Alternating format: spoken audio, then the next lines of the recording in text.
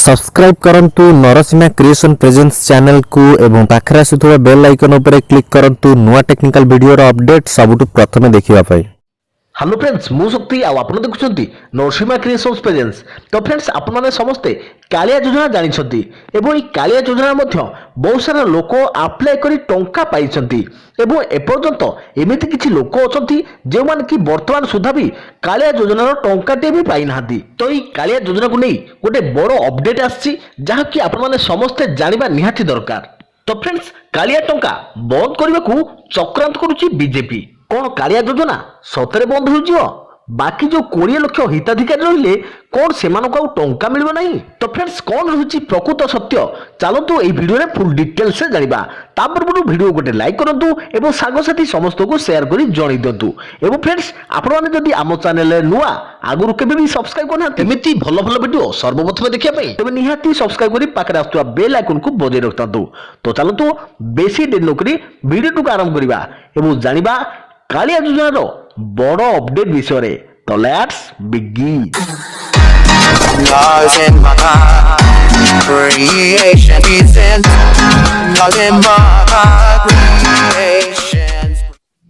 तो फ्रेंड्स आपण माने एठी मोबाइल स्क्रीन ऊपर देखि परथबे गोटे न्यूज आर्टिकल अपडेट आछि कालिया टंका बंद करबे को चक्रांत करूछि बीजेपी। चाषी स्वार्थ रे व्याघात न पहुंचबे निर्वाचन कमिशन को द्वारस्थ है बीजेडी। तो फ्रेंड्स कालिया टंका बंद करने को चक्रांत करुच्ची बीजेपी। कालिया योजना रे चाषी को मिलता सहायता टंका को बंद करने निर्वाचन कमिशन को ऊपर बीजेपी चाप सृष्टि करुवा बिजु जनता दल पक्षर शनिवार अभियोग होईची। आदर्श आचरण विधि आड़ देखाई बीजेपी हीन उद्यम बंद करने को मुख्य निर्वाचन अधिकारी पाखरे दल दाबी करिछि। बीजेडी एक प्रतिनिधि दल एने मुख्य निर्वाचन अधिकारी को भेटी स्मारक पत्र देइछंती। बीजेडी अभियोग अनुसार राज्य सरकार द्वारा गत एप्रिल 1 तारिख प्रणीत कालिया योजना रे ओडिशार चाषी मानकु आर्थिक सहायता दिया जाउछि। गत किछि मास मध्यरे 37 लाख रु अधिक चाषी एही योजना रे उपकृत होई सारलेनी। चाषी मानक जीवन जीविका और सेमानकर विकास रे कालिया योजना यथेष्ट सहायक होइछि। देश विदेशर विशिष्ट अर्थनीतिज्ञ और कृषिविद माने कालिया योजना को एक वैप्लविक योजनार आख्या दे उच्च प्रशंसा करिसथि। किंतु बीजेपी संकीर्ण राजनैतिक उद्देश्य रखी कालिया योजना टंका को बंद करने निर्वाचन कमिशन को ऊपर चाप पकाउथुवा खबर सामना को आसी बोली बीजेडी कहिछि। यह सत्य होइथिले सांघातिक एवं पंजीकृत हो सारिथिबा राज्यर 20 लाख रु अधिक चाषी क्षतिग्रस्त हेबे। आसंता चाष ऋतुर प्रस्तुति पाई सेमाने टंका न पाई दुर्दशार सम्मुखीन हेबे।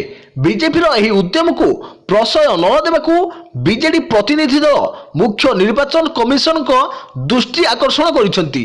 तो फ्रेंड्स आपण माने जानि सारिथिबे कालिया योजना टंका बंद करने को चक्रांत करुछि बीजेपी एवं ता सहित मध्य निर्वाचन कमिशन को ऊपर चाप पकाउछि। चाषी स्वार्थ रे व्याघात न पहुंचबा निर्वाचन कमिशन को द्वारस्थ है बीजेडी।